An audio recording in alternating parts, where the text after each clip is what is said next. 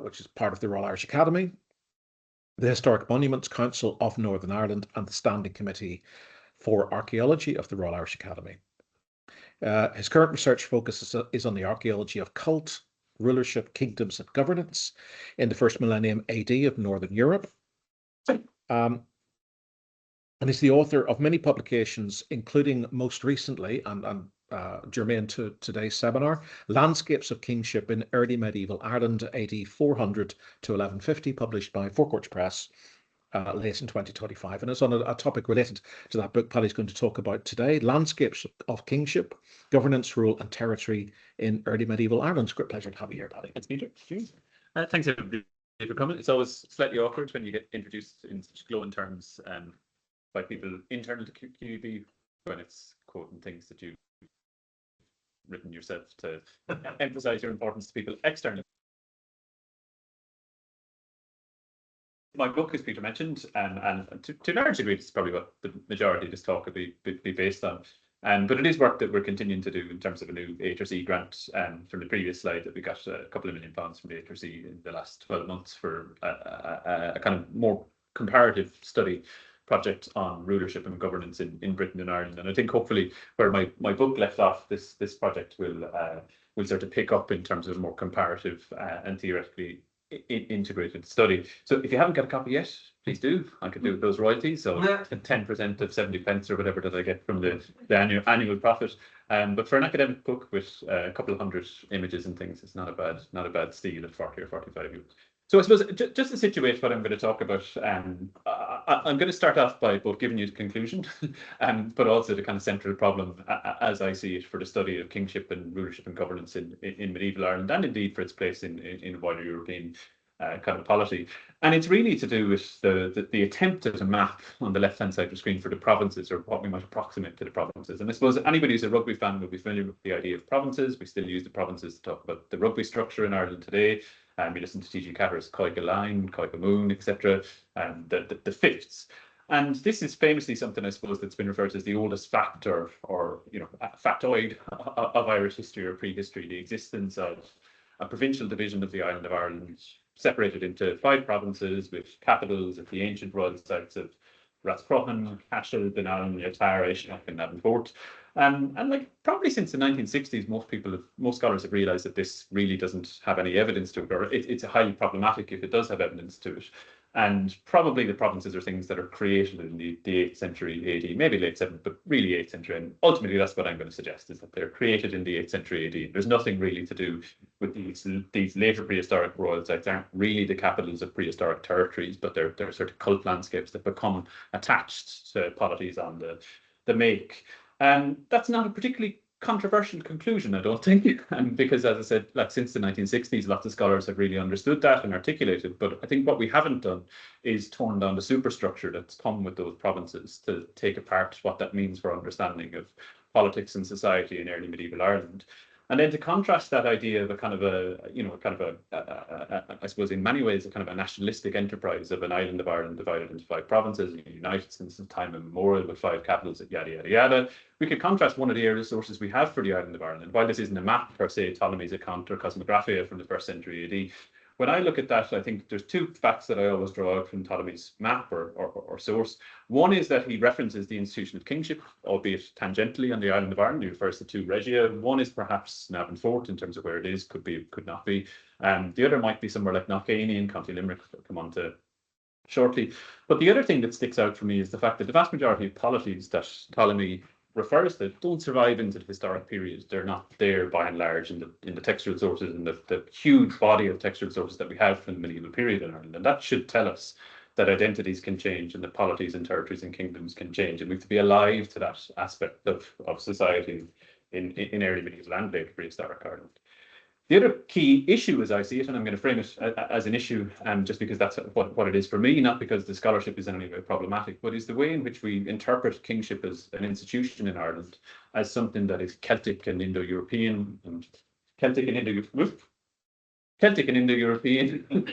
the gods are coming to get us, and as something that ultimately is a sort of pristine ideology that's remained largely, largely resistant to change over millennia because of the background that comes from it. And this, I suppose, is well documented in terms of excellent studies by people like Charles Doherty in terms of linking aspects of the Irish ideology of kingship and practice of kingship with the Indian Ashmavedha rituals in terms of kind of universal king. There's excellent scholarship to underpin this. But the problem for me is that when we appeal to links between what happened to Tara, for instance, in the Iron Age, or what's on Gaulish coins from, first or second century BC, France, or Vedic India, the 6th and 7th centuries, and what Geraldus Cambrensis tells us in the 12th or 13th centuries, we create this kind of static polity that doesn't really change, and it doesn't tell us a huge amount about the politics and experience of rulership and governance in medieval Ireland, and that's really what I'm interested in. So I suppose the key features of that background and kind of ceremonial ideology that Patrick Gleeson famously called the kind of priestly vegetables is the idea of a king as a mediator with the other world, someone whose king is mirrored in the sovereignty of or mirrored in the success of the landscape. The king is married to a sovereignty goddess, etc., etc. But of course, these are all ideologies and tropes that we see in the Bible and biblical literature too, so they're not necessarily Indo-European per se. And I suppose as a byproduct of that, I suppose what I would kind of term a reticence about looking at change in the contemporary experience of politics in medieval Ireland is the way in which Ireland is seen externally in terms of European scholarship, and indeed the way in which we've tended to use theoretical or philosophical frameworks to underpin the way in which we look at we look at politics. Particularly, I suppose, the kind of dominant interpretive framework, at least in archaeological circles, for understanding post-Roman Europe is state formation. The idea of, that in the medieval period, this is when the states that characterize our modern European landscape emerged, etc., etc. And state formation is a kind of universal concept the world over, but it's also a highly problematic one because it's something that's nationalistic. It's defined by nationalistic boundaries. It's evolutionary, so it's a series of steps that societies go through. It doesn't really change, or it doesn't really allow societies to change. And then ultimately the experience of politics in that discussion or discourse becomes really a series of proxy concepts that we try and define when society is attached to them and give them complexity for it. It doesn't really, for me, it doesn't really tell us much. It doesn't tell us about experiences and tell us about the politics that people underwent. So for me, some of the critiques of state formation, albeit for kind of, more Mayan America or Bronze Age societies, this really reframes analysis around authority and sovereignty and the nexus formed by communities and regimes in negotiating their relationships with each other. And that's far more interesting for me. It's also something that allows for the fact that we could have potentially very large-scale politics exist at a particular period in time, earlier than we might usually aspire to, and that they can fragment and be rebuilt, so there's no kind of unilinear evolutionary narrative that needs to happen. So, for instance, if we take one of our earliest sources, St. Patrick's Confessio, he refers to 3 different grades of king already in the 5th century AD, the kind of local king, the kind of petty king of a more kind of regional entity, and then what Donegal Corán is called kind of quasi-provincial king in terms of those that he says qui judicabant per omnes regiones, those who adjudicate throughout the region. So the point here isn't to go into the details of this, but just to emphasize that I think there's a different framework and a different narrative there to be built. And then, but as a byproduct of that, particularly the kind of use of state formation as a kind of narrative arc or trajectory for some of the scholarship in Northwestern Europe, this not only leads to Ireland being a little bit idiosyncratic and left field in terms of where it sits in that European scholarship, it also leads to it being dismissed as not relevant to broader European debates. And I would feel that the evidence from Ireland is actually sufficiently rich to challenge most of the paradigms that exist in Northwestern European scholarship, particularly around kingdoms and governance and all these sorts of things. So just to take a couple of examples, some from scholars that I deeply respect, Chris Wickham's characterization of Ireland as a peasant mode economy, the most politically underdeveloped area of Northwestern Europe. Richard Hodges talking about Ireland and Scotland as having an aboriginal level of material culture. Some of these are, quite offensive and maybe undertones of racial characteristics in terms of them, but some of them come from the way in which scholars of early medieval Ireland have framed their analysis in terms of Vinci, or even Francis John Byrne in terms of characterizing Irish society as tribal, rural, hierarchical, and familiar. And I suppose what this gets us is ultimately a picture of Ireland's place in Northwestern Europe. It's not to say that Ireland's worthy of study just because we're Irish and we're on the island of Ireland, but it's to emphasize that I think the evidence is sufficiently rich to challenge some of the ways in which that other material has been framed in say Anglo-Saxon or Scandinavian scholarship and literature, but ultimately Ireland's place in those discourses is kind of excluded because it's felt to be idiosyncratic and left field and backward and Celtic and therefore peripheral. We don't need to consider it. So to start off then into their kind of background, they're the what's the don't want to say poking the bear, but they're the things when I started my study where I was really annoyed about. That's the best way to put it. It's just that I go to conferences and feel like the things I would say would completely jar with things other people would say, and that's kind of where this comes from. But to start off then with a sort of I suppose a problem to emphasize all these sorts of issues. I suppose if we think about over kingdoms, we think about the way in which we've conceptualized over kingdoms in the context of early medieval Ireland. We'll always see books and studies that have maps, something like this. Now, they don't necessarily always show Northern Ireland, but they'll usually have a map that shows the dominant polities or territories with these kind of floating names. And that's perfectly appropriate in terms of what we might know or how we might locate these polities in the landscape. But if we take somewhere like Brega or the Kingdom of Midja, in terms of that one that's marked in the middle of the screen, we tend to think of over kingdoms and kingdoms as block territorial entities that have delimited boundaries, and that these are things that can remain relatively static through time. And actually, I don't think that's necessarily the case, or at least if it is the case, it certainly includes the complexity within which kingdoms and territories and things work. And particularly to go back to the kind of theoretical framework, the idea that what we should be studying is actually the relationship between regimes and communities, then I think this approach doesn't really do us any favors. So just to take Midja again as a case study, this would be my approximation of what Midja might have looked like around about 750 AD in terms of the polities and peoples and places that we might define as royal within those kingdoms. And, not to go into the nitty gritty of it, but there's probably about 80 or 90 different polities, territories, kingdoms, whatever we want to call it, within what we think of as the kingdom or the province of Midja. And all of those polities, peoples, whatever we want to call them, they all had agency and they all had a landscape and perhaps a royal site associated with them. So this is just to underline that actually when we come to think about kingdoms are, for me, sets of inter and intra-polity relationships. They're not block territorial entities. And the way we should study it is to look at how those relationships change as much as how the landscape is used to facilitate those changes and the strategies that they underpin. Again, to highlight, I suppose, as I would say, kind of a miasma and how we approach this subject, we tend to think of these kingdoms as these territorial entities that don't change through time. And we've just seen that that's not necessarily the case. There's complexity below that sort of regional level. But we also tend to think of the royal sites as being that small group of those major provincial centres as being the ones that are worthy of our analysis. But actually, we probably had hundreds and hundreds of royal sites at any one point in time on the island of Ireland. That's the richness that makes this a worthy place of study. So if we took just the north coast of Ireland in the Kingdom of Dunseverick, where I was excavating recently, we know Dunseverick is the capital of the Kingdom of Dál Riata, at least the Irish portion of Dál Riata, but there's also probably a place associated with inauguration, perhaps Moor on the north coast, and a place associated with assembly, perhaps Knockshogie, not too far from Ballintoy on the north coast on the other side of White Park Bay, with perhaps a royal estate approximating to the light grey area. And the individual identification doesn't really matter for my purposes. The point here is to highlight that probably for every kingdom that we might have on the island of Ireland, we might have had at least 600 at any one point in time. Each kingdom would have had a royal site for maybe a caput or place where a king dwelt. They also would have had an assembly place and perhaps a ceremonial place that's connected with inauguration or the installation of kings. Now, the assembly and inauguration and the caput, they could all be the same place, but they could also be diffuse places. So the spatial and material dimensions of our understanding of rulership is really quite complex, and we're only really beginning to get to grips with it now. So if we think about just assemblies, then we probably know, on the basis of what we know about political structure in Ireland, that there could be up to 600 kingdoms and therefore up to 600 different assembly places at any one point in time. And actually, depending on how we define that, it might be 1,500 or 2,000, but that's 600 is enough for you to take in just now, we'll call it. If we go to Hogan's Onomasticon, we have 78 places mentioned as Ainig in documentary sources, probably about 12 of which could be securely identified. So we have a problem. We have an absence of evidence that we know exists, and we have an absence of how we identify that.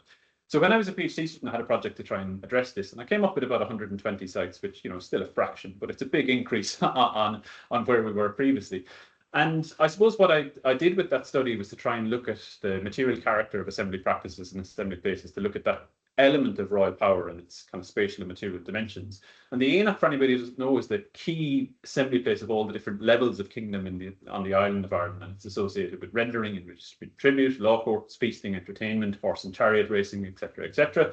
Now, for me, the feasting, entertainment, horse and chariot racing, very much in the mold of the kind of circus in the late imperial, kind of politics of the circus, bread and circuses, etc., etc. But also, this places the Aonach at the heart of the operation of society in early medieval Ireland. I don't think we've given it its due in terms of its significance. What I was able to show is that there is a relationship between places of burial and places of assembly in terms of their landscape setting and context. And it seems that actually the reason we haven't identified places of assembly in the archaeological record is because they're actually places of burial, and the evidence for assembly is actually the evidence for activities that happen at the cemeteries and burial places of people's ancestors. So when we drill down into the detail of that, I'll just do one or two quick case studies to sort of set this up. We could look at, for instance, the major assembly place of the province of Leinster, that's Aon Carman. And you note that the assembly, or the main ceremonial capital of the province of Leinster is in Alney or Knockgallen, just here. And Aon Carman is this landscape centred on Ciliate Hill, just across the River Liffey. Not coincidental that the assembly place for a polity equivalent to the kind of capital of Leinster is only a couple of kilometres away.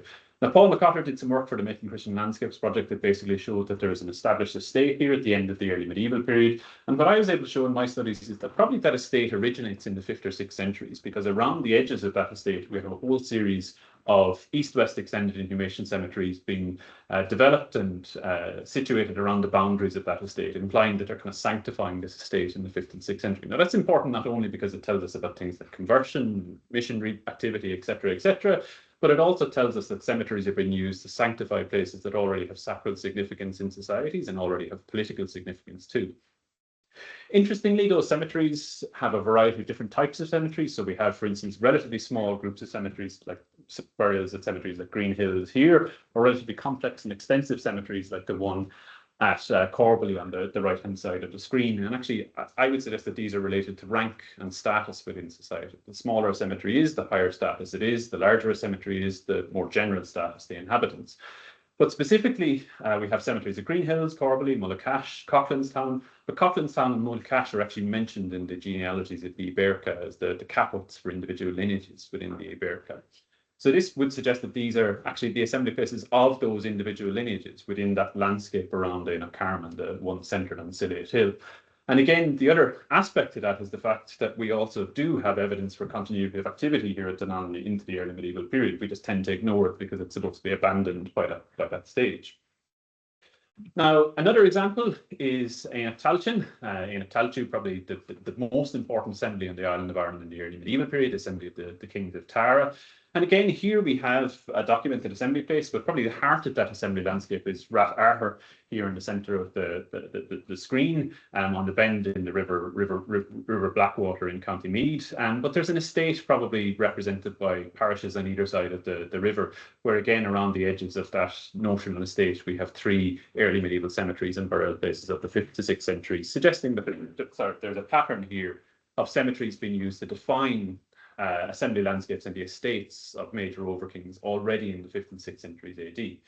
Now, even more important is the fact that we have a pattern too in terms of churches being dominant elements of these landscapes. So we have more or less churches within every assembly landscape I was able to identify, and particularly if we had 115 or 19 different assembly landscapes, about 40 of them can be connected specifically with a Downach type church. Now, whether or not we can still say Downach establishments are likely to be 5th or 6th centuries in date, and some people have suggested the term goes out of use by 500, they're indubitably amongst our earliest churches. So the earliest churches probably founded in the Irish landscape, and particularly they have an administrative and pastoral function that fits with these being assembly landscapes. They're the appropriate form of church ultimately for an assembly landscape.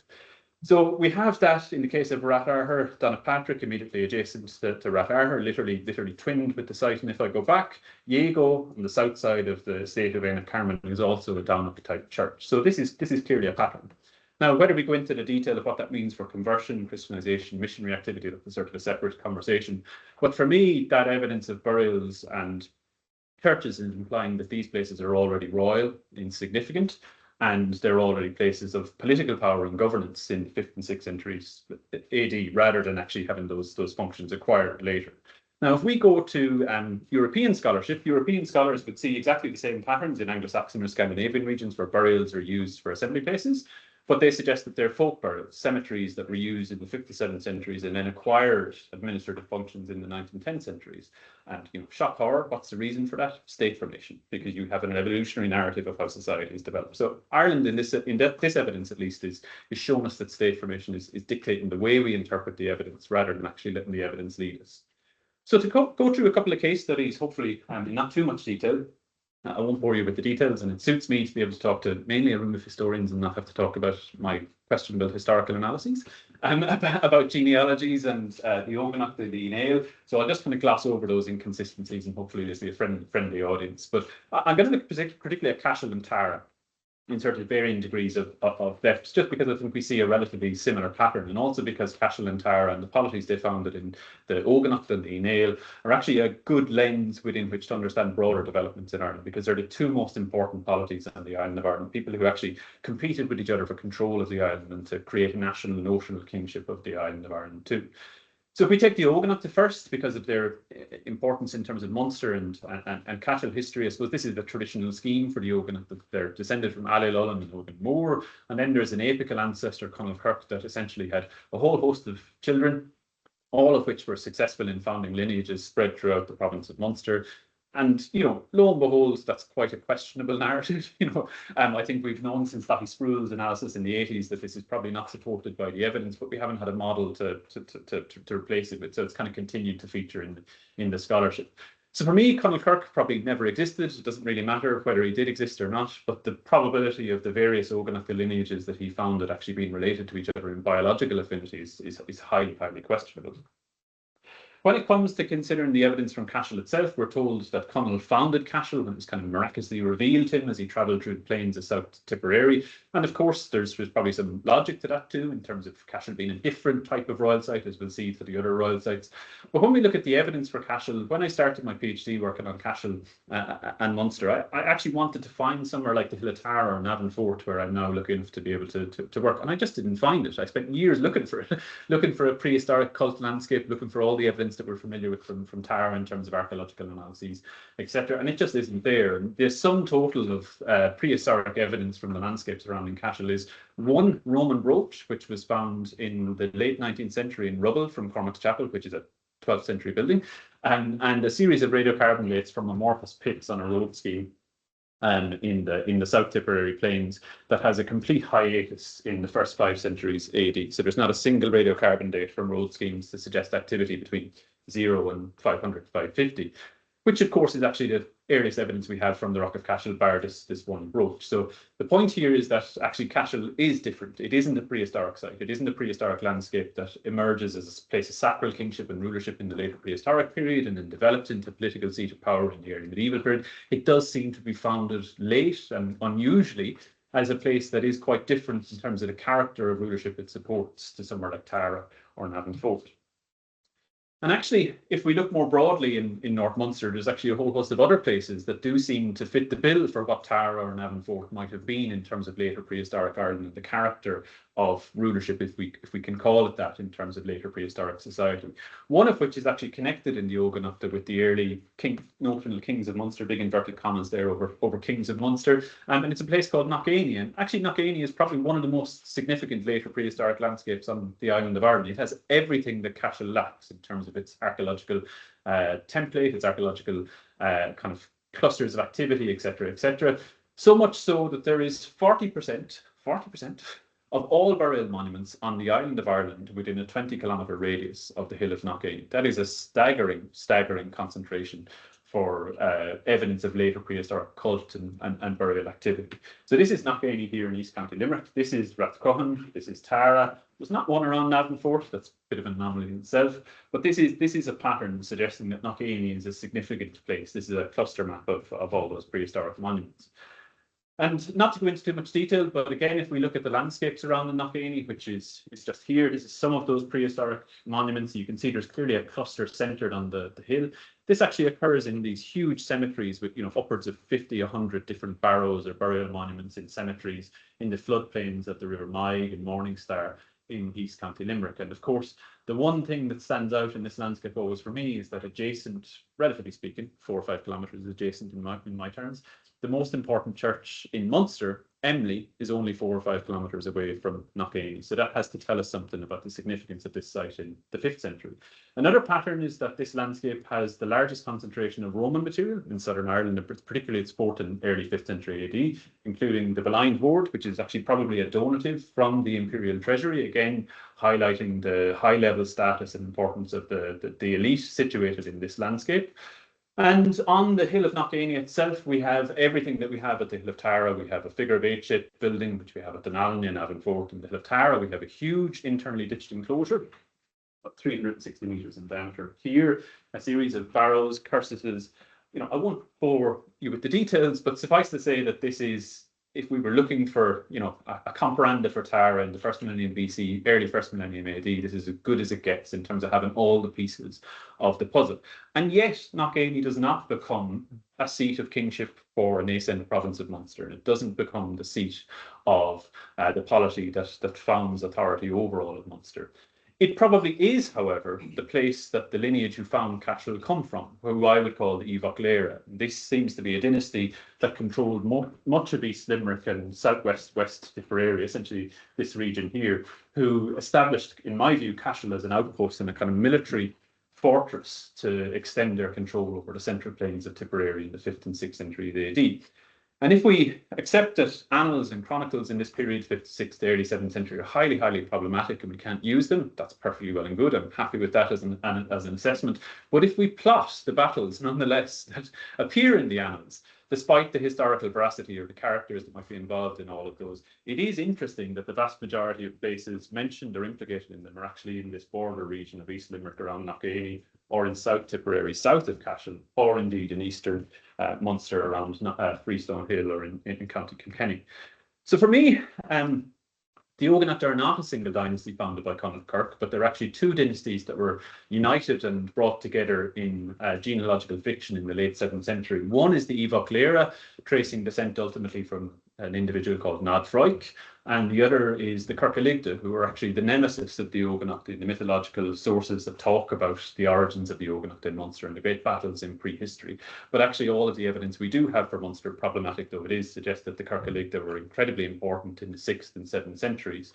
And even though they're later confined to West Cork, they clearly left a whole range of lineages in Tipperary and Kilkenny that suggest their former power and power base. So for me, I suppose the key here is that this is important for understanding how somewhere like Cashel develops and how the polity and kingship associated with Cashel, Munster and Ireland is developed too. Then if we consider the Rock of Cashel itself, it is a landscape that is inherently different to all of the other royal sites of the provincial royal site character, Navan Fort, Tara, etc. You just need to look at it. It's a large rock outcrop. It's a really unusual form of elite centre. But it is a place that is also different by virtue of how it's developed into the modern era and how there is a whole series of churches on top of it that is absent when we compare somewhere like Tara or Navan Fort. But yet at Navan Fort, Armagh is only a kilometre or two to the east. There's probably a church on the hill of Tara, as I'll come back to. And so it means the character of Cashel is probably different too. So when we look at the archaeological data, I suppose, to try and treat the historical and archaeological data separately, I think this is actually borne out, this idea of Cashel being a kind of a military fortress at the eastern extremity of Eva Clara's territory. When we look at the sites that we might call kind of militaristic sites in terms of large enclosure sites that exist in this landscape, we have a series of multi-valet sites in high imposing locations with extensive view sheds to the south and east. And they're all on south and southeast facing slopes to the south and east of Cashel, not to the north or west, suggesting that actually when Cashel was founded, these probably date from 5th and 7th centuries, when Cashel was founded, they were concerned to protect Cashel from a threat not emanating in the north, but actually emanating in the south and the east, who I would suggest is the Kirkaligda. And then lastly, the name of Cashel itself, from Latin castellum, a fortified place, clearly connotes that Cashel is a different form of royal site, a sort of a fortress.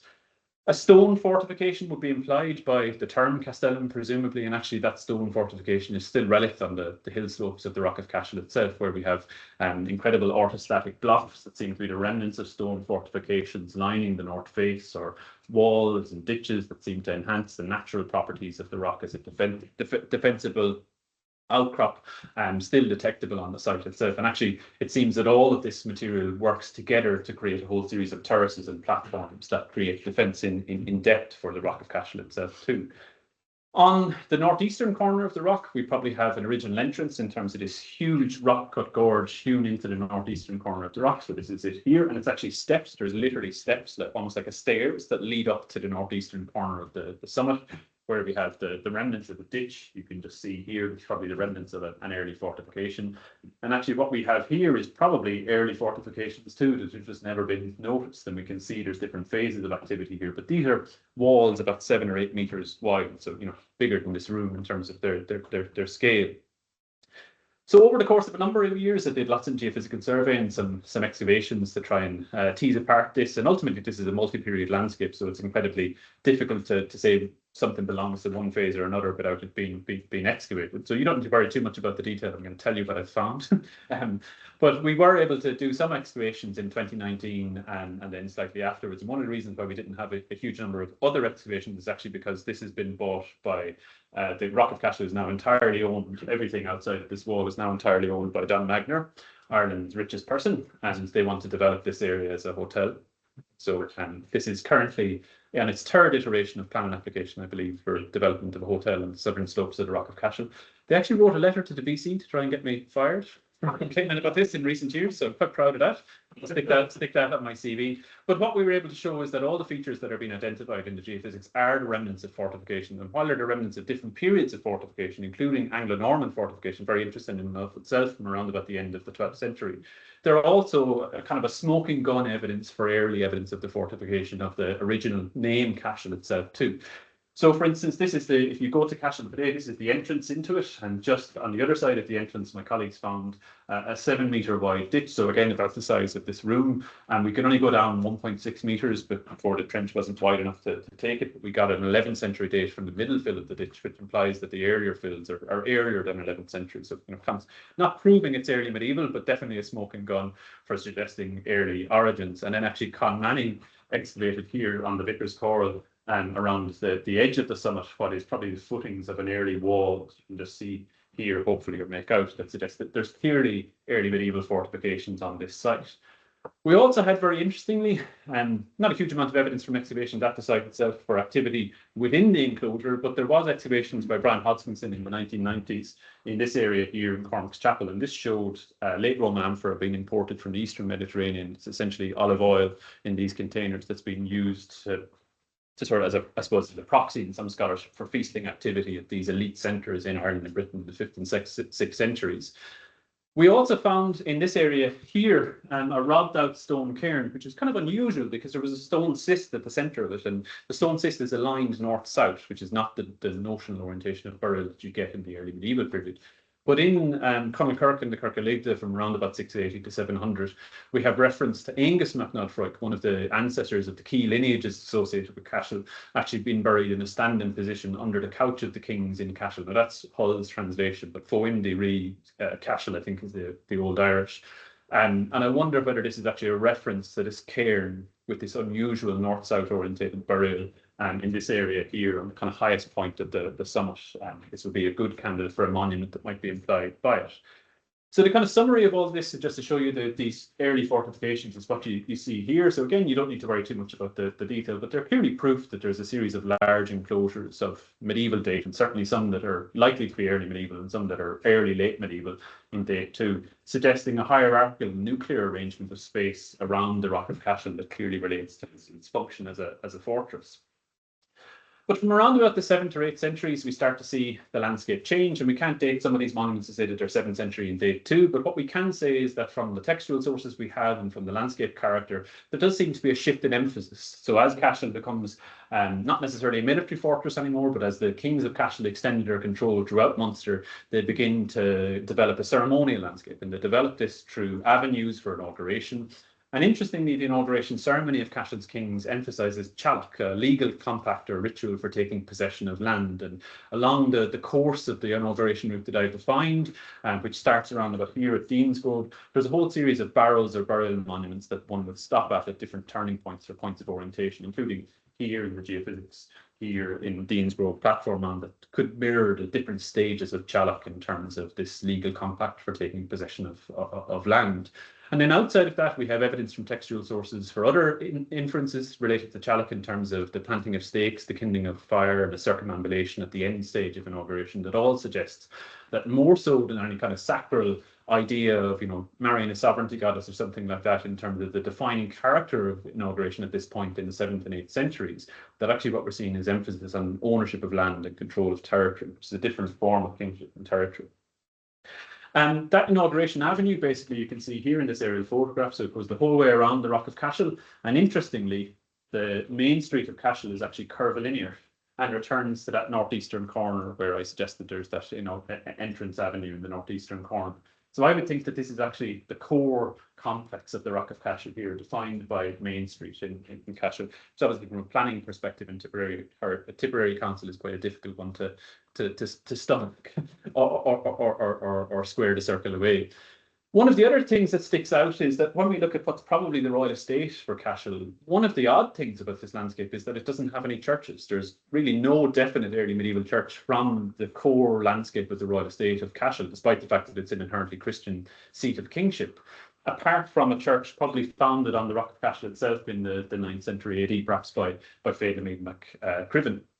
And actually, some of the earliest churches that have importance in the wider landscape are actually places like Derry na Flan, Kilnall, Urry, or even Tureen Pecone and Derry Clooney on the banks of the River Suir. So the absence of churches here from the conversion period for me in the 5th, 6th, and early 7th century is actually evidence that this is an unusual landscape in terms of being a contested place, a place that's been contested militarily between polities too.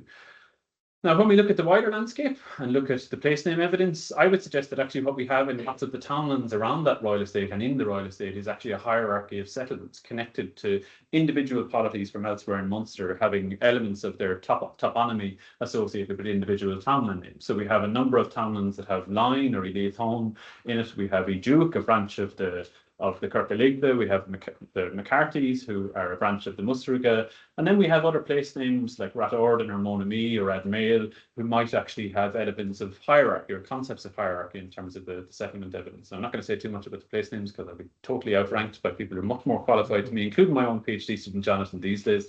But at least this was my impression that there's definitely an element of hierarchy in terms of different places within this landscape that might be connected to the kind of form of ministerial clientship we get in texts like Fruitful of Moon in the 8th and 9th century, where people occupy offices in the royal household. And this might be illuminating a new form of how power is created at this point in time, that actually people don't necessarily use landscapes or traditional seats of kingship, but actually they're starting to use hierarchy in connection with royal offices in a royal court and the positions that people occupy in a royal court in this way too. So particularly when we look at the settlement clusters associated with these place names, there's often one multi-valid ring fort surrounded by maybe 7 or 8 different univalid ring forts that suggest that kind of grouping of maybe individual households connected with offices in the royal court.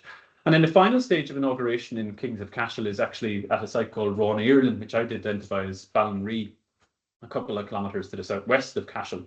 And what's interesting about this is this is actually the place where the proclamation of the king occurred in the early Cashel and Munster texts in Finding Cashel and then latterly in the Exile of Cumulkirk kind of informs it to a certain degree. And actually, Dennis Casey has pointed out that there's a passage in this that seems to refer not only to a druid and surpassing a testament, but actually to infer to kind of circumambulation of territories by the king as the final stage of inauguration. And I wonder whether this is the circumambulation of the royal estate of Cashel that's been taken possession of, or is it actually the circumambulation of the province or notional province that's been created, where somebody goes and takes possession of the estates and infrastructure of a new office of rulership at that point in time too. So to move north to my other case study, the other group I don't believe have any connection to each other is Nail, strong claims.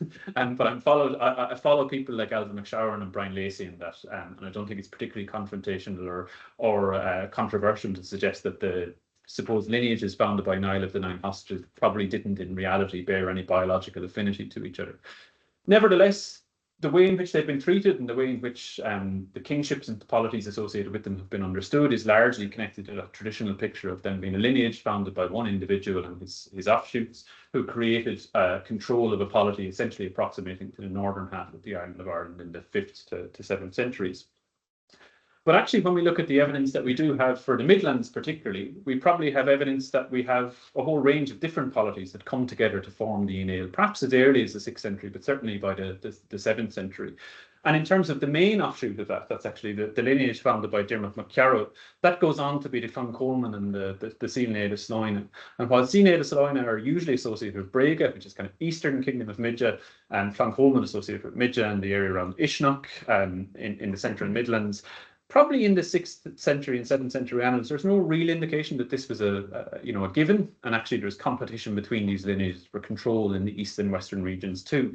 And possibly in a very different world, if the Síl Sloine hadn't won out and become more powerful by the end of the 7th century, we would have had a kingship of Ireland seated at Ishnok in the Midlands. Might have actually been much more likely if Clan Coleman had been more powerful at that point in time. So again, to give the conclusion away, I don't think the kingship of Ireland, I don't think there is a kingship of Ireland connected with Tara in the 5th and 6th centuries. I think it's an exceptionally important royal site, but I think the importance attached to it by the end of the 7th century, start of the 8th century, is really down to the role it has locally for Síl Sloine and the role that they have at the late 7th and early 8th century in the wider Aeneid Confederacy controlling the northern half of the island of Ireland. But I think the relationship between those two royal sites and the polities associated with them is actually quite illuminating. So for me, the Aeneid are formed by a whole range of different polities that come together in one of these kind of genealogical fictions, very like what happens with the Oganach down there, have relationships created between groups that aren't biologically affiliated, and that process is actually what creates something akin to maybe one of the Anglo-Saxon royal houses in terms of its kind of functioning, a kind of a confederacy with a dynasty controlling are more important than the rest. And again, when we look at the kingdom of Brega, and Tara is at the centre of the kingdom of Brega, but we have a whole host of other different royal sites connected with control of that region and territory too, including at Taltu and Ratharthur, or indeed Brunaboyna. And how they fit into the picture for me is always more important, how than kind of one major regional centre, how a myriad of different royal sites are used together to create relationships of subservience and power between regimes and communities. So particularly formative in creating a kingdom of Brega is actually the different dynasties founded by the ancestors of the Clan Coleman and Síl Sloine, and particularly the way in which they carve out jurisdictional entities within what becomes a kingdom of Brega. So for me, I don't think there's any evidence that this territory here was actually a kingdom of Brega much before the middle of the 8th century AD, because the references aren't actually as direct as sometimes implied. And actually a kingdom of Brega is created by the competition between these lineages per se, rather than actually being an inviolable entity since later prehistory.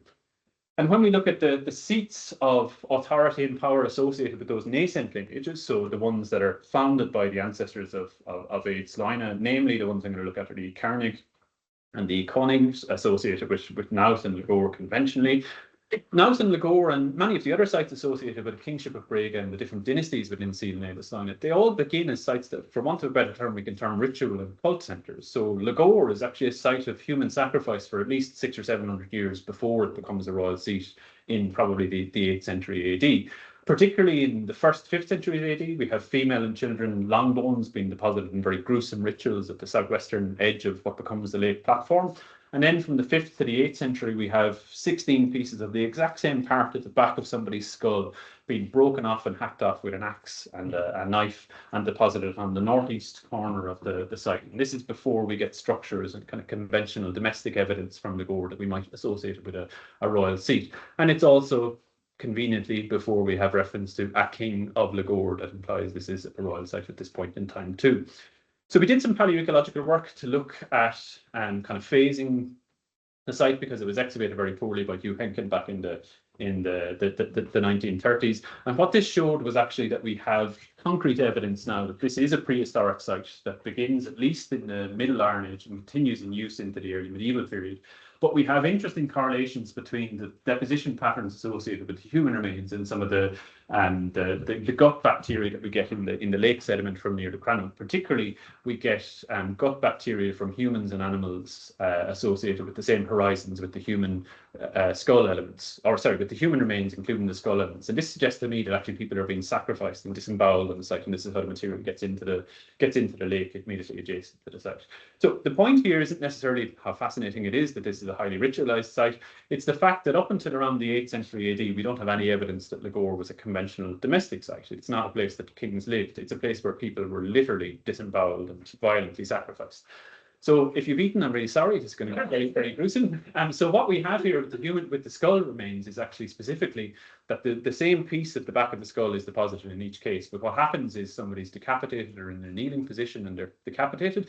But then somebody comes along and very specifically, very precisely cuts off the exact piece of the skull that they want. The spinal column and the brain are still attached, and these are manually removed and deposited elsewhere before this one piece of the skull is brought to this part of the site and deposited.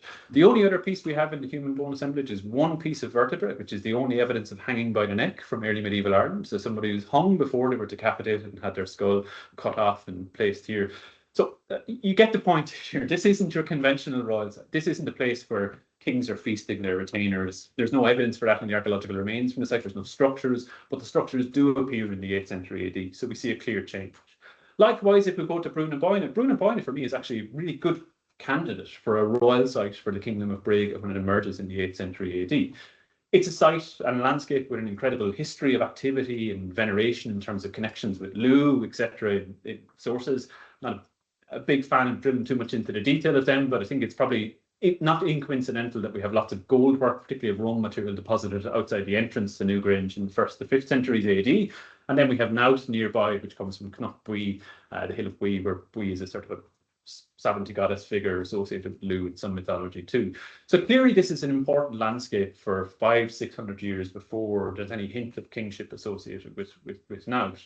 And when we get activity at Naut, like at Lagore, it's not actually activity that we could call conventional domestic activity of a royal household or anything like that. Instead, what happens is from around about the end of the 7th century, we get a whole series of passage tombs that are about 4,000 or 5,000 years old, opened up and used as the vaults for individuals, which we can probably legitimately assume are the stirps regia of Silnelis line of the kind of royal lineage itself interred in the fabric of those tombs.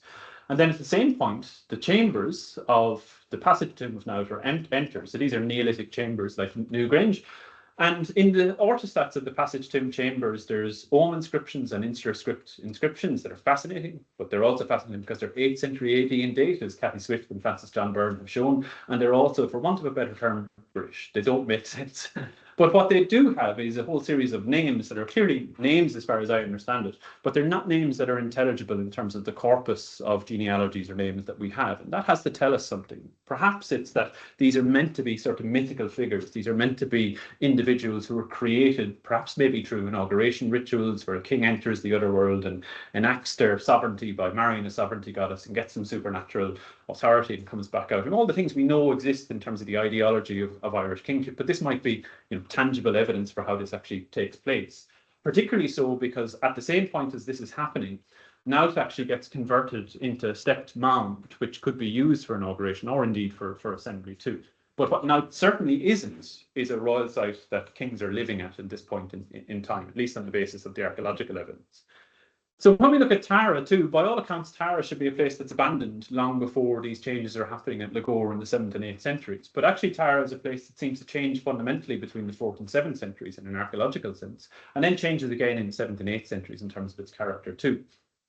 So probably from the 4th or 5th century, what we have at Tara is actually a whole series of cemeteries and indeed large enclosures that encircle the hilltop and seem to be both defending it, perhaps in the sense that we've seen at Cashel, but also demarcating it as a sacral landscape. So we have incredible cemeteries at places like Collierstown and Ardsala, as well as elsewhere, that suggests that this was a very important landscape. But it's not a pattern that's unfamiliar. It's a pattern that we've seen in Carmen, it's a pattern we've seen at Teltown in terms of how societies in early medieval Ireland chose to demarcate special and spiritual landscapes of political power at this point in time.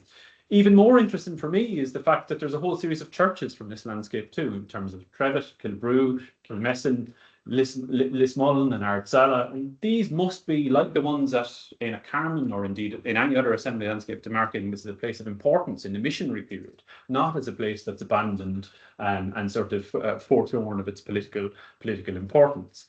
We also probably have relatively good evidence now for early medieval activity on the Hill of Tara itself. So Conor Newman has suggested that Chopmy Courte is essentially not a Neolithic cursus, but it's actually an early medieval inauguration avenue, and that approaches the hilltop here through this kind of avenue leading up from the north to the crest of the hilltop. And then we also have evidence within the Rat of the Synods excavations published in 2008, I'm going to say, that actually is a whole series of early medieval burials, particularly from the 7th to the 12th centuries AD. Now, the Rata de Silis is this site here. So we have a whole series of 7th to 12th century burials from this area here. And this is St. Patrick's Church, which wasn't supposed to be founded until the 12th century AD. We do, however, have a reference in the annals to Choc Kirpin Och Tover, the church or house of Kirpin at Tara in the 6th century AD. And I'm going to hazard a guess that this might be Choc Kirpin, that St. Patrick's Church is actually a British missionary church, certainly because it has a cemetery developing adjacent to it in the 7th century, which is exactly what we'd expect for a church site at this point in time too. So alongside that, we have a reorientation of the sacred campus of Tara, where we see Choc Cormac and Unferred constructed here probably in the 7th and 8th centuries AD. And they incorporate this very small mound here that was known as Tea Moor, the barrow of Tea, in mythical sources. And while we can say that this became kind of center stage in the early medieval period, in the 8th or 9th centuries AD, I think that again suggests that Tara is not abandoned. It's a place of activity, a place that people are investing in. So for me, I think what that tells me in terms of the wider context of Brig is that Tara is a place that was important in the 4th, 5th and 7th centuries, as many scholars have suggested. Particularly, its importance for me resides in the importance it had locally as the seat of power within Brega for the Síl de Sloine dynasty. And it was their seat of kingship, that as they rose to power in the Nail, that they adopted or forwarded as the seat of kingship for the Nail's hegemony in the north. But at the point at which they lost their power in the 8th century, that's when we see changes at Lagore and Naus, as Lagore and Naus emerge from being ritual and cultic places to being places that are probably more connected with a domestic residence that we'd expect for a royal site at that period in time. Now, when we stand back and drill back into some of the wider happenings, this is certainly to try and wrap these two case studies up into a cohesive whole.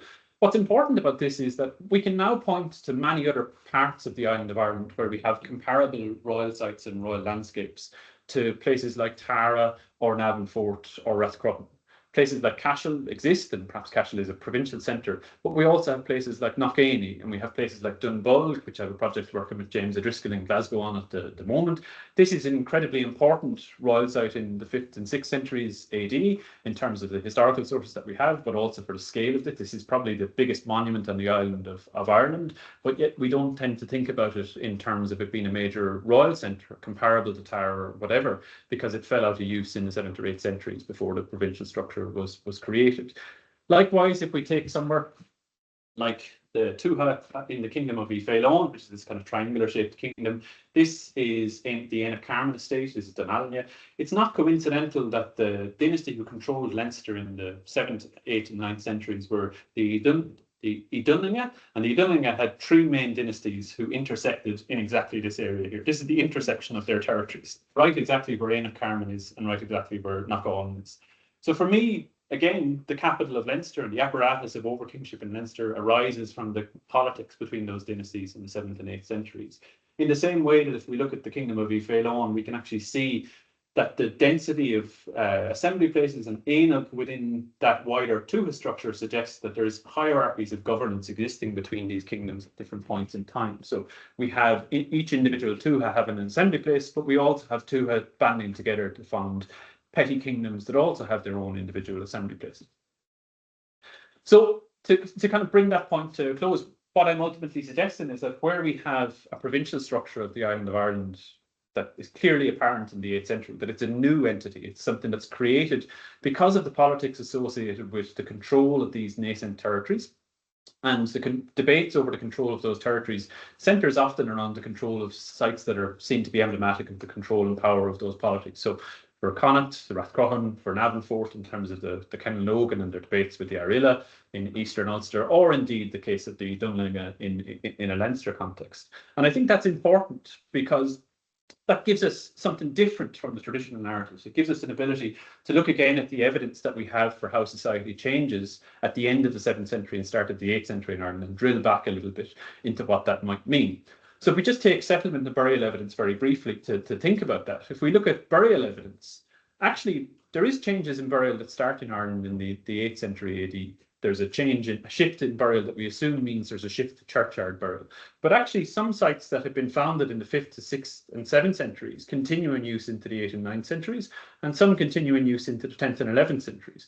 Now, for some scholars, this would be seen as a sort of a slow burn Christianization, but I find it hard to believe that people could exist in Ireland in the 10th century, apart from maybe being Vikings and Scandinavians and being somehow kind of, you know, neo-pagan because they're not buried in churchyards. For me, this is the wrong way to interpret this evidence. So if we flip that question on its head, and if I'm right that cemeteries are places of assembly, if we look at when cemeteries are founded in early medieval Ireland, they stopped being founded by the end of the 7th century, by and large. There's only a handful of places that are founded after the 7th century in Ireland. And this, to me, suggests the erosion of the autonomy of local polities and communities for their own governance, to be responsible for their own governance. And it's ultimately the creation of these higher level regional entities, these provincial jurisdictions that the royal sites associated with the provinces are developing around.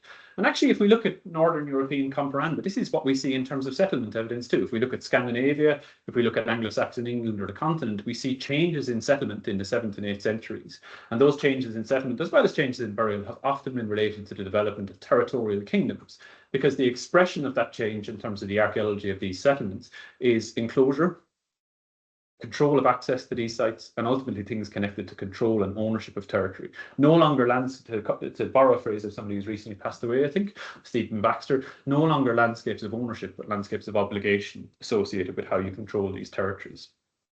Likewise, we can see in the 5th to 7th centuries, 5th to 7th and 8th centuries, when we see the development of settlement archaeology in Ireland, we can see the emergence of a settlement archaeology connected to the explosion of the ring fort, and we get 60,000 of these on the island of Ireland. But there's actually an internal chronology, perhaps, for these sites, where the larger ones are slightly earlier, and the smaller, more run-of-the-mill ones that form the vast majority of the Univalet ones are probably 650 to 800, but the larger ones seem to be 5th, 6th, and early 7th centuries.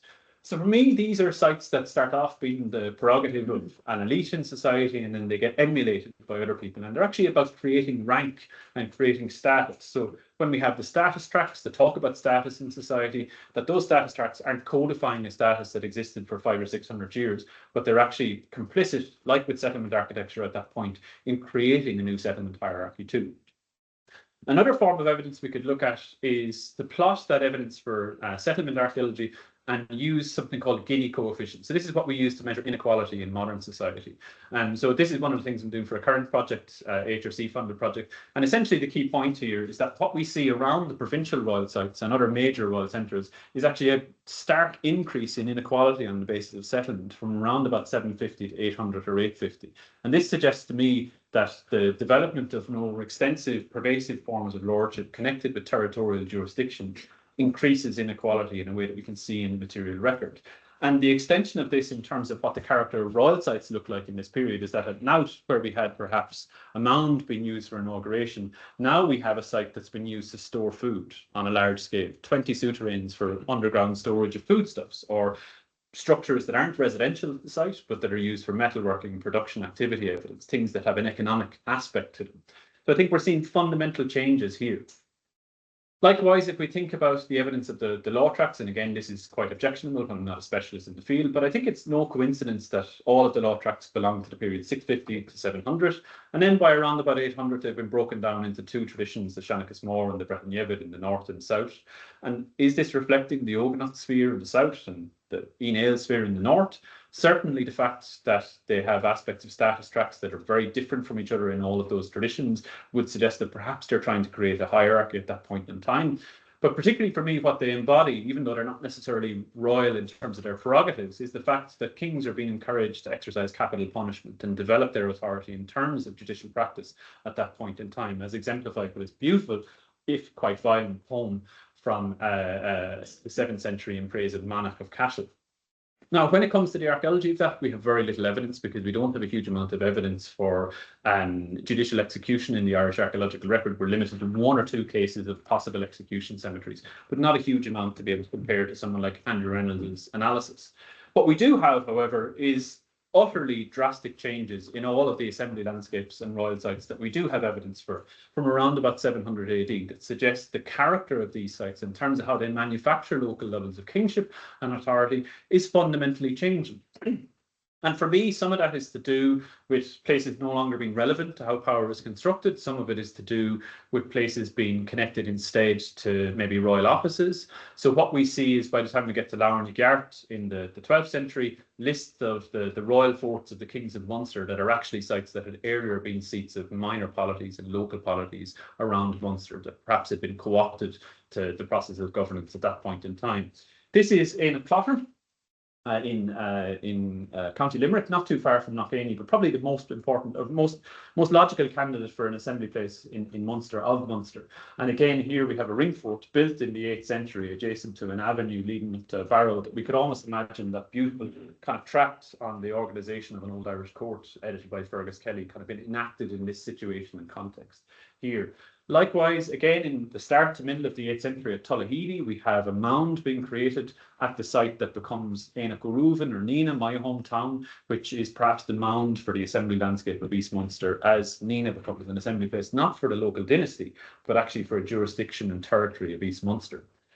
Once we get to the end of the 9th century, things are problematic, and this is where I leave it. Maybe because I've never been too interested in the Viking Age. I don't mean that kind of detrimentally, but just it's always not really piqued my interest. But what we can say is we have a problem because we don't have a huge amount of excavations in the main key sites of the period in terms of Crowinish or Doonashkee and Lough Ennel, or indeed we don't even know where Kincora is in Killaloe.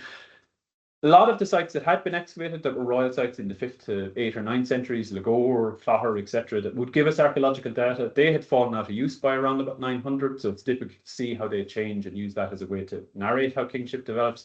But what we do have is evidence that major churches are becoming important for the major kingdoms of the period and the major dynasties of the period. So Cloncolman associated with Kells, or the Kelnogan associated with Armagh. And this isn't too dissimilar from what we see in the continent or Anglo-Saxon regions, with monasteries being used, use the term monasteries in a loaded way there, not intentionally, being used as the kind of the seats of major dynasties and kingdoms.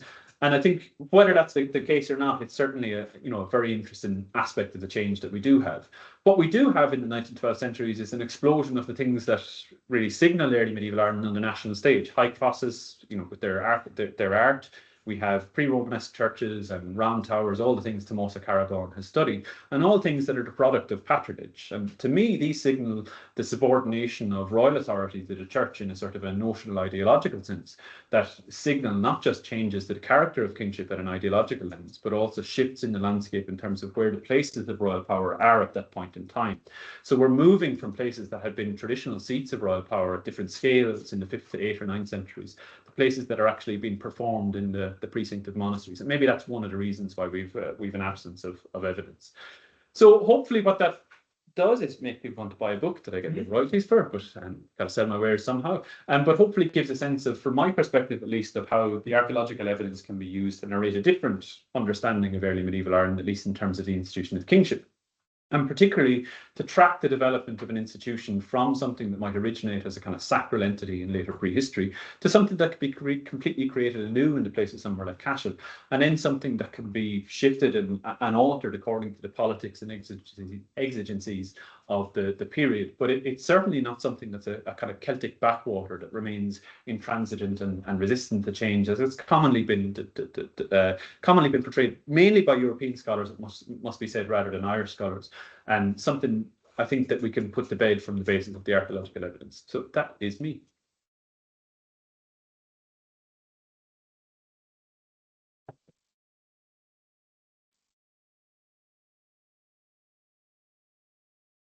I'm sure there will be questions in the room.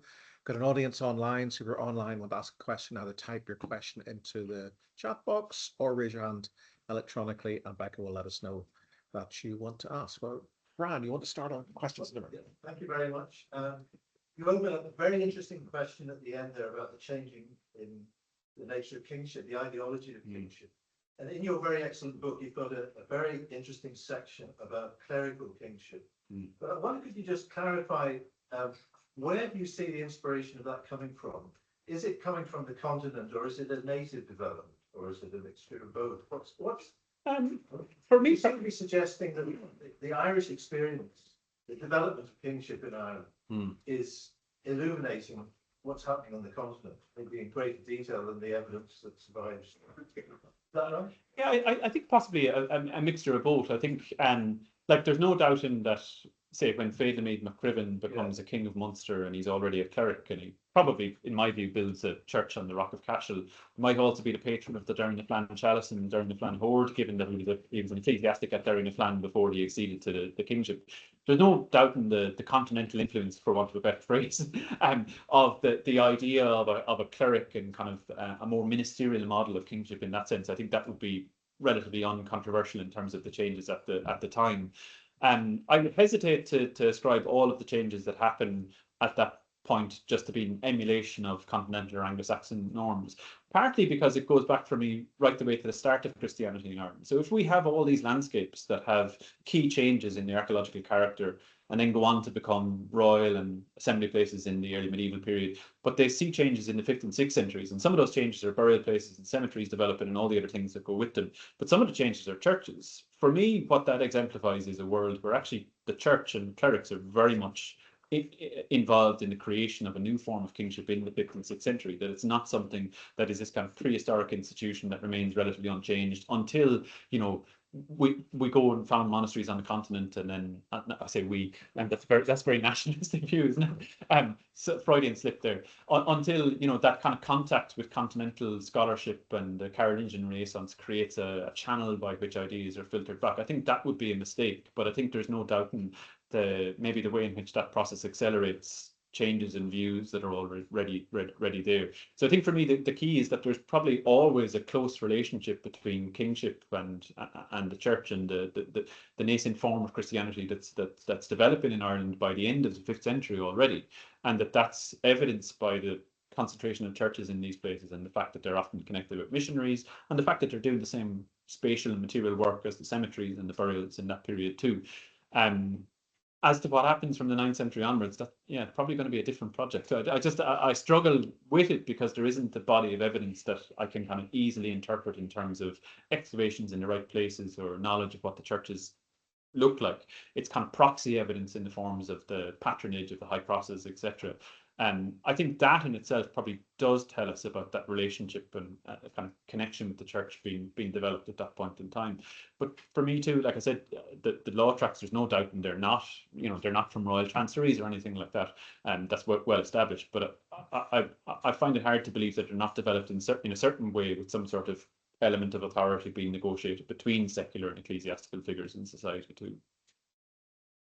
Yes. Thank you very much for that. I just have a bit of a follow-up question because, and this may be in your book, which I admit I have not read. But, very few people have, so it's okay. But in terms of this ecclesiastical model of kingship, it definitely does seem to be limited to Munster for the most part, with Cormac and Flappertuck, and maybe Flappertuck with the abbot perhaps of Scattery Island. Do you see any reason for why Cashel in particular requires this kind of two-headed motive power that you don't see with Tara or Denali, other places up in the north? I'm not sure it is limited to Munster, but I suppose the major kings who were also clerics, yes, that's relatively rare. Major kings who submitted to the church, not so rare, I would say. And the two, how long is a piece of string? I don't necessarily see the two as being completely different. Francis John Byrne in his book in 1973 made the point that that oddity in Munster, for want of a better term, might just be related to the perils of succession, and that could be one reasonable explanation for it.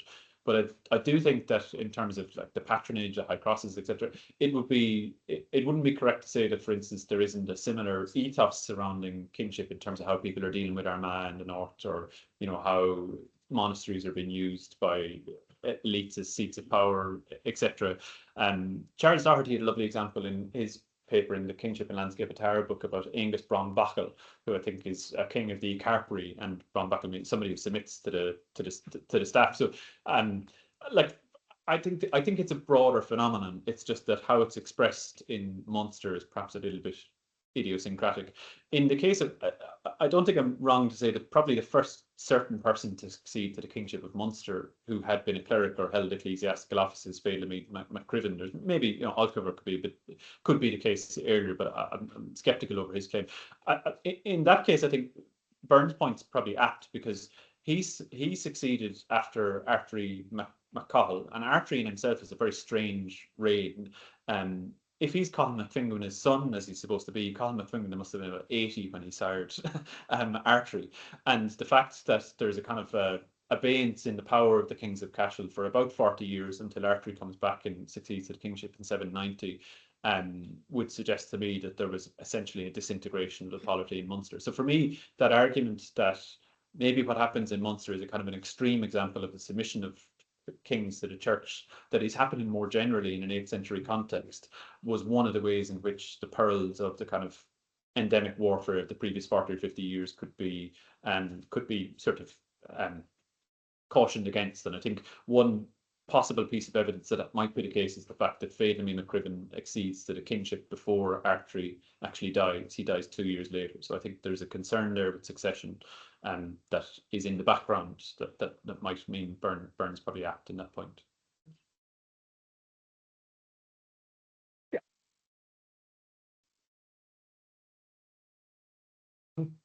Or why social stratification increases alongside the development of kingship?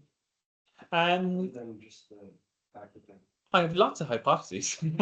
Whether I can prove them is always the test of a good hypothesis, isn't it? You know, so actually that is our current project. I mentioned we got a couple of £1 million from the Archaeology Humanities Research Council to a project looking at kingship in Britain and Ireland, and looking at specifically governance and inequality, so the relationship between the development of governmental apparatus and developments in inequality, specifically through an ecological lens, a kind of landscape and environmental characteristics. So we'll be doing that over the next couple of years, but certainly that shift in, at least on the basis of settlement, to give an insight into a rising level of inequality does suggest to me that the byproduct of territorial forms of kingship, or forms of kingship that are not rulership over peoples, or collections of peoples, rulership over territories specifically, or where collections of peoples become a by-name for a territory, the byproduct of that is actually increased inequality, increased extraction of tribute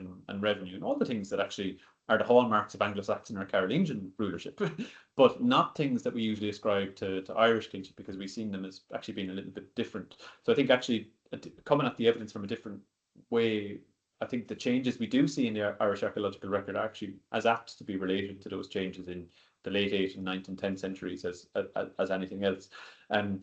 My hypothesis as to why it is probably at the moment the side of the coin I'd fall down on is that the ability to say you're a legitimate ruler over a territory allows you to demand things of that territory in a way that you can't if it's based on a hierarchy of relationships with subordinate kings. And I think that's the key change, that if you were a ruler where in, say, the 6th century, you could be a ruler over the southern half of the island of Ireland in the 6th century, or in the northern half, as Dermot McCarroll might have been in terms of what Adamnan says he is.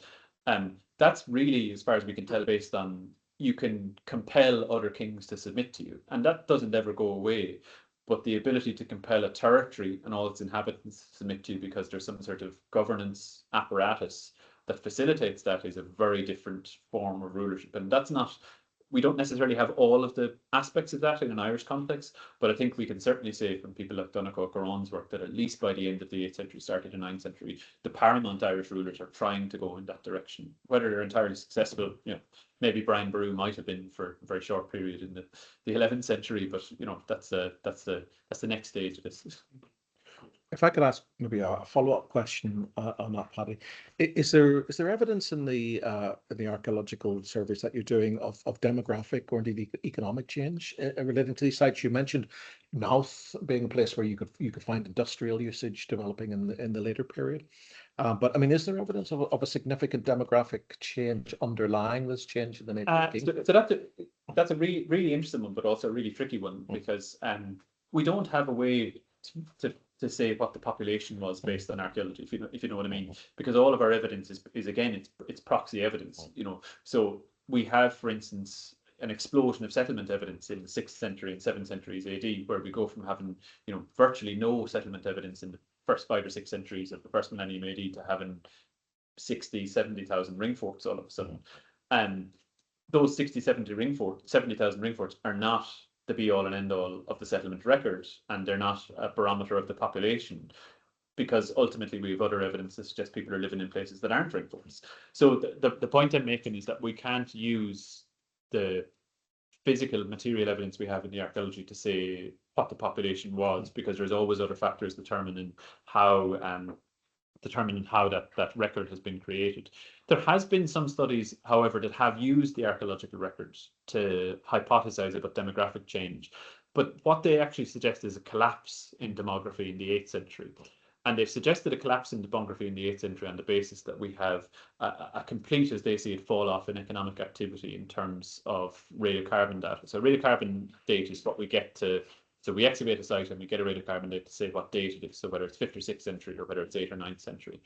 The problem is that while there's some merit in how they've done that approach, and you could make the case that radiocarbon data is representative of the broader material record, in terms of the evidence they're working with for the early medieval period, actually the radiocarbon assemblage has been made up of post-excavation strategies where the concerns have always been what date did a ring fort start, what's the origins of a ring fort, not how did it develop in the 9th and 10th centuries and did it stay occupied in the 11th and 12th centuries. So all of the radiocarbon dates are from the basal fills of ditches, not from the middle and upper fills of ditches.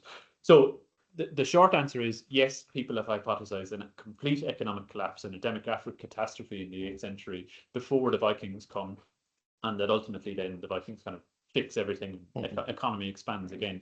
But actually, I think it's based on a fundamental misunderstanding of how the archaeological record is formed and how the data we actually have is how the data sets we have are actually created and the biases that are inherent in them. That's a bit of a cop out, but that's kind of my perspective on it. Yes, Greg. You mentioned the sorry there. You can find these in place names that could be formed at any time of the archaeology period, but of the ones that you could validate as the first millennium, let's say, are there any particular geographical characteristics that would bind these sites together? So just to say, I haven't validated any of the Aenic place names because that would require language skills that I do not possess. So like I haven't gone through all the place name data and said, oh well, that's likely to be pre-12th century or whatever. Jonathan is trying. But you see ones that are named in the sources. Yeah. The problem, of course, is that your sources are biased to the same regions that the rest of the sources are biased to. So there's a kind of a circular logic to it too. The biggest problem is that all of the archaeological and material manifestations of that in terms of those cemeteries. So like in the 90s when we started to discover 90s and early 90s when we started to discover these sites that I would now say are assembly places that characterize these. Not all of them characterize some assembly landscapes, and they're called cemetery settlements or settlement cemeteries. And there was big debate for years of whether we call them settlement cemetery settlements, and settlement more important, is cemetery more important? It doesn't really matter as far as I'm concerned. But the infrastructure projects that have found those in large-scale road schemes and housing estates, etc., they're all around Dublin. So we have a concentration of all that data around Dublin. But actually, I had a conversation just there on what day is today? Wednesday last week about a road scheme around Limerick, the Foynes road scheme around Adair, and that's found loads of these sites too. So it's just where the infrastructure happens, these sites have been found. That doesn't mean they're all assembly places, but I do think that they're not necessarily those cemetery settlements, but burial places are a hallmark of the places that are becoming assembly landscapes in that kind of 5th to 8th century period.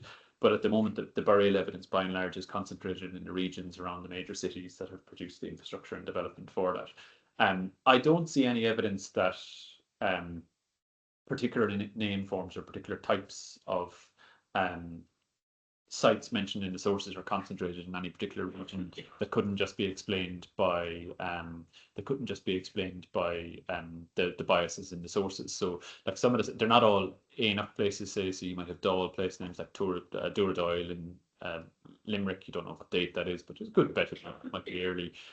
Then you have places like Borrock place names as well, would probably be a good bet for assembly places. There's a couple there's only 2 or 3 that can be identified in terms of located, but where the other ones are, they're probably in the west and one in Tipperary. So, they're kind of fairly geographically well spread, at least my non-specialist, lick a finger and stick it in the air sort of would assume. But I think what I didn't expect when I was looking, I never really saw any evidence for some of the place names you get in Scotland being indicative of place names that have an assembly function in Ireland, and they would tend to interpret that data maybe quite differently. So like Tully place names would be more likely to be interpreted as assembly places in Scotland. So that side, maybe the kind of the instead of the toponyms that signify an assembly place, the toponyms that signify the practice of assembly, they seem to be less common, I would say, in terms of the the kind of the language of assembly rather than the language of assembly places, if that makes sense. So Éoch and Dáil and Forach might be relatively common as far as I've seen, but I haven't seen a huge amount of evidence for like the Hill of the Gatherings or the Hill of the Assemblies, where there's a good prospect of it being an early place. Although I did show one, didn't I, Naxovi, if that was correct on the North Coast. Might be contradicting myself there, but I think. Okay. Good questions online? Nothing so far? Anyone else? Mary-Therese? Of course, yeah. You stated that there was evidence for Anglo-Norman fortification of Cashel. Yes. What is Yeah. the nature of that evidence? A big fortification. No. So it's I'll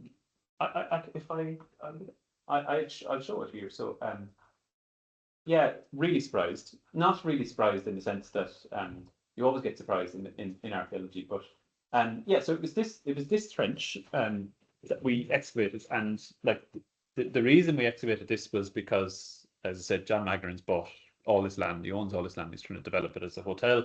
But there was some sort of a deal done with the council to make this a town park, this specific place a town park.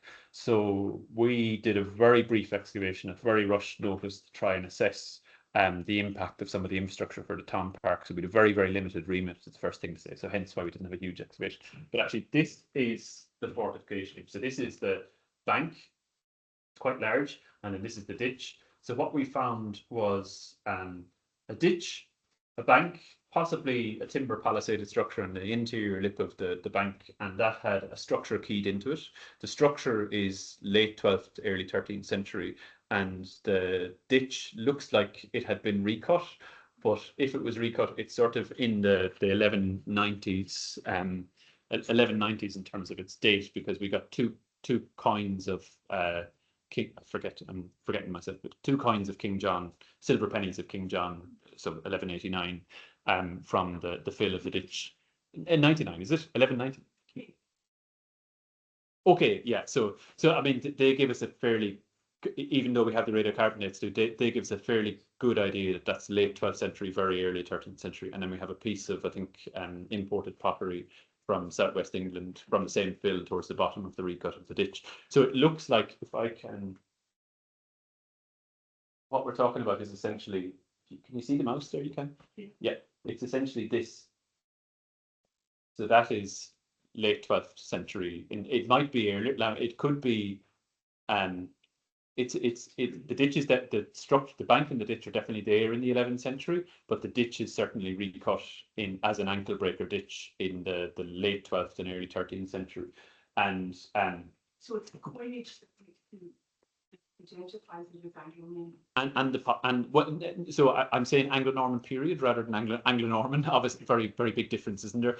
But the dating of the ditch would suggest it's late 12th, very early 13th century, so around about 1200 in terms of when it's cut, and it's recut in this larger monument. So the one of the important points, I don't have a slide to show it, is that that field that looks like a fairly gentle incline, but actually we were able to show that all of this, from sort of this red bucket down, that's all a level and deposit from the Archbishop's Palace Gardens in the 17th and 18th century. So this is actually a very steep slope originally. So the ditch is at the top of the steep slope. So even though it's only about 1.5 meters deep, the slope added in probably makes it about 4 meters deep in terms of, so it's quite a formidable monument in the late 12th century. And like why you need to cut a fortification of that size around an archbishop's palace is another question. Yeah. Not expected, and I mean for this part of Tipperary too, like that's right on the money in terms of the Anglo-Norman presence and activity in the county too. So as a Tipperary man, you know, quite happy with that. Okay. Any other questions? Yes, of course. Yeah. You're addressed. Yeah. Yeah. How did the dog get? How did I forget that place? What was their relationship? I haven't looked too much at the later kind of because obviously, as you'll probably know, it's a very it's a part of the country where the kind of power and politics fluxes very much. So I think the Eva Clare seem to have lost interest in it very much in the 7th and 8th century as they moved to Cashel, and then as the Ogan of Daine became less important, obviously their kind of stranglehold in that region fell too. That's the period then when Deis Beck start to become more powerful in that region. It does. I didn't look too much at the Dalgash specifically when they kind of become kings at home and what they do in that region, but I did kind of suggest that essentially the rise of the Daeshi or another crowd, I would say, aren't a legitimate dynasty in the sense that they're clearly by their name people lumped together, but the Dalviaca who rule over them, those lineages do seem to kind of be offshoots of this polity centered in East Limerick and South Tipperary, and they kind of are part of the expansion in the 7th century. But then whatever happens in the 8th century, they seem to have a fallen out, and the Muscariga replace them, and they take over parts of their territory.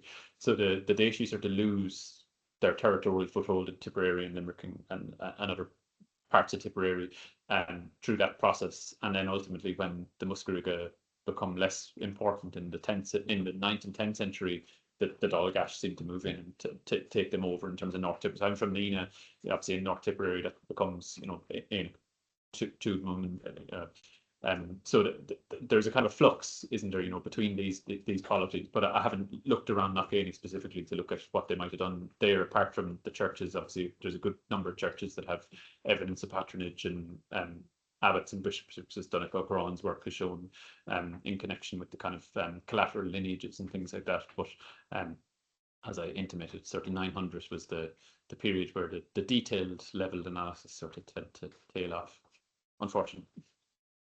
Thank you.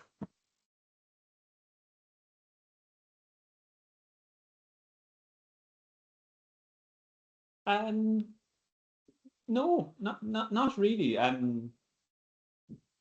So if you take the point that the cemeteries are, in one sense, that the cemeteries have been used to demarcate estates, probably what's interesting about that is, yes, they're boundary markers, but they're boundary markers for quite internally facing territorial structures in terms of estates and tuatha in kind of Paul McCotter's sense of to, or rather in kind of major regional kingdoms.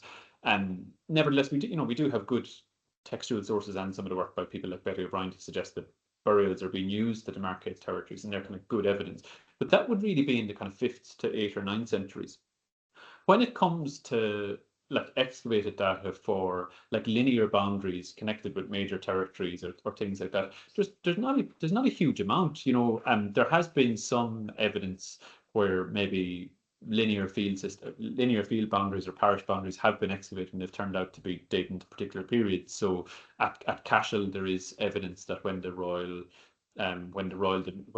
Cashel was donated to the church, the royal domain was split into two, and the royal domain, the Rock of Cashel was split into two at the same time, and the royal domain was split into two, and that becomes the two different parishes of St. Patrick's Rock and St. John the Baptist. But the land divisions are actually late 11th to early 12th century in date too. But that's quite rare to have evidence for the land divisions being specifically dated, if that makes sense. Sorry, I'm talking to you rather than to the camera. But outside of that, yeah, there's not a huge amount of evidence for like the creation of monuments or linear artworks that seem to demarcate them. It might be that it's there, it's just that it's not really been looked for. There is certainly some examples I could think of that seem to be linear land divisions, but they're more so in the territory of local estates being subdivided in the 11th to 12th centuries, or maybe approximate territories like tuatha level, but not of your kind of major provincial territories or anything like that. Now it's always a case, you can always point to distributions of monuments that demarcate boundaries and approximate the boundaries, but you're always chasing a bit of an ephemeral idea there, partly because you're trying to say that is it 500 meters or 1,000 meters or 1,500 meters or 2,000 meters before there's a correlation. So there's there's a kind of a subjectivity to it too. So yeah, there's probably a good PhD in there in terms of what the archaeological data might be. I would suspect you would find lots. It's just probably not that it's been looked at. Okay, unless we have any last questions, I'll just finish by reminding that Paddy's book is Landscapes of Kingship in Early Medieval Ireland, 400 to 1150, published by Four Courts Press. So if this has piqued your interest, available in all good bookstores or on request, if not actually on the shelves. So we'll just finish by thanking Paddy for coming all the way from across the road to share his research with us. It's been fantastic. Thank you very much.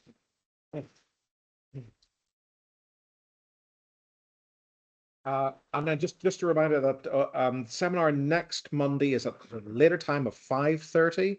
It will be over in the Seamus Centre. We have Nick Allen from the University of Georgia coming to talk about his new book, Latini, in conversation with Mark Carruthers. So that'll be 5:30 over in the Seamus Centre next week. Thank you very much.